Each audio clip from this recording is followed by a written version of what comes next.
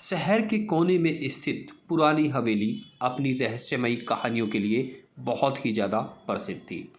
वहाँ के आसपास के लोगों का कहना था कि रात में वहाँ पे चीखने की आवाज़ें सुनाई देती हैं, पर किसी में भी ये हिम्मत नहीं थी कि कोई उसके अंदर जाके ये देखे कि इसके अंदर क्या राज छिपा हुआ है। एक दिन कॉलेज के 4 दोस्त अनुज, माया, रोहित और पायल, इन्होंने तय किया कि इस हवेली में जाकर सच का पता लगाएंगे कि आखिर ऐसा यहाँ पर क्या है। उन्हें रोमांच का बहुत शौक था और डरावनी कहानियों का सच जानना उनके लिए किसी चुनौती से कम नहीं था। रात के 8 बजे चारों ने एक टॉर्च और कुछ खाने पीने की चीज़ें लेकर अपने साहसिक सफ़र की शुरुआत की। हवेली के पास पहुंचते ही चारों के कदम धीमे पड़ने लगे। कुछ डर उनके मन में बैठा हुआ था। हवेली का मुख्य दरवाज़ा लकड़ी का था, जो समय के साथ टूट फूट चुका था। चारों ने एक दूसरे की ओर देखा और अंदर जाने का इशारा किया।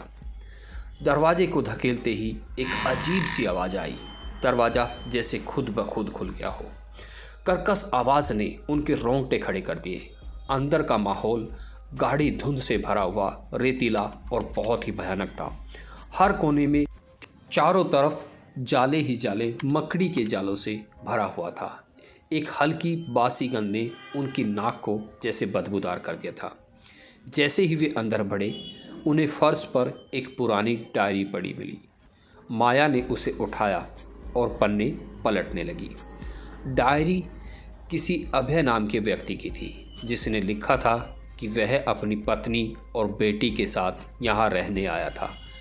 डायरी के आखिरी पन्ने पर लिखा था, यहाँ कुछ है जो हमें देखता है, हमें सुनता है, हमें बचाओ।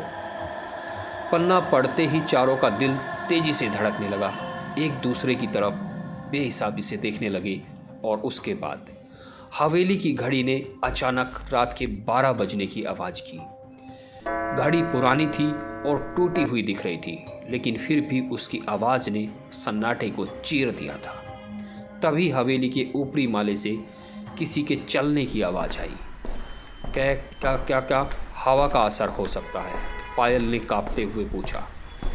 नहीं, यह किसी के कदमों की आवाज़ थी, अनुज ने धीरे से कहा। चारों ने हिम्मत करके ऊपर जाने का फैसला किया। सीढ़ियाँ चरमराती थी, मानो किसी के भार से टूटने को तैयार हों। ऊपर पहुंचते ही एक अजीब सा सन्नाटा छा गया। एक कमरे का दरवाज़ा हल्का सा खुला हुआ था। अंदर झांकने पर उन्हें एक टूटा हुआ झूला दिखाई दिया, जो अपने आप हिल रहा था।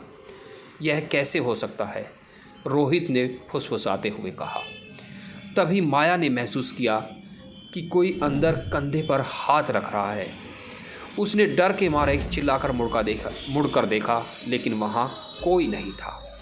यहाँ से निकलते हैं, माया ने घबराते हुए कहा। लेकिन जैसे ही वे कमरे से बाहर निकलने लगे, दरवाज़ा जोर से खुद ब खुद बंद हो गया। चारों ने दरवाज़ा खोलने की कोशिश की, लेकिन वह हिल भी नहीं रहा था। तभी दरवाजे पर परछाइयाँ दिखने लगी। ये परछाइयाँ इंसानों की थी, लेकिन उनके शरीर मुड़े हुए और चेहरे अजीब थे।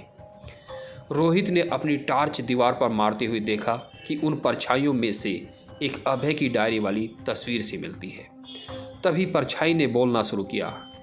तुमने यहाँ क्यों कदम रखा? यह जगह हमारी कैदगाह है। जो यहाँ आता है वो कभी बाहर नहीं जाता। माया ने हिम्मत जुटाकर पूछा, तुम कौन हो? परछाई ने बताया कि यह हवेली एक शापित हवेली है, एक शापित जगह है। यहाँ रहने वाले लोगों ने एक साधु का अपमान किया था, जिसके कारण साधु ने उन्हें और उनके वंशजों को इस हवेली में फंसा दिया। अब वे आत्माएं बाहर निकलने के लिए किसी और को शापित करना चाहती थी। यह सुनकर चारों ने वहाँ से भागने की कोशिश की। वे नीचे की ओर दौड़े, लेकिन हर दरवाज़ा गायब हो चुका था। हवेली अब एक भूल भुलैया में तब्दील हो चुकी थी। कोई भी दरवाज़ा उन्हें नहीं दिखाई दे रहा था। तभी पायल ने रोहित का हाथ पकड़ा और चिल्लाई, तुम कहाँ जा रहे हो? लेकिन रोहित ने कोई जवाब नहीं दिया और हवा में गायब हो गया। अनुज, माया और पायल अब और भी ज़्यादा घबरा गए। उन्होंने एक कोने में छिपने की कोशिश की, लेकिन उस परछाई उन्हें भी ढूंढ लिया। माया को अचानक याद आया कि डायरी के एक पन्ने पर लिखा था कि सांप को तोड़ने का एक तरीका है। उन्होंने जल्दी से डायरी निकाली और पढ़ा कि साधु ने कहा था, जो सच्चे मन से क्षमा मांगेगा, माफ़ी मांगेगा और दूसरों को बचाने के लिए अपना बलिदान देगा, वह मुक्त हो जाएगा। अनुज ने कहा, मैं यह करूँगा, तुम दोनों भागो। माया और पायल ने उसे रोकने की कोशिश की, लेकिन वह अपनी जगह से नहीं हिला। अनुज ने परछाइयों के सामने खड़े होकर कहा, मैं अपनी जान देकर इन लोगों को मुक्त करना चाहता हूँ, मुझे क्षमा करें, माफ़ करें। जैसे ही उसने यह कहा, हवेली हिलने लगी, परछाइयाँ चिल्लाने लगी और एक एक करके गायब हो गई।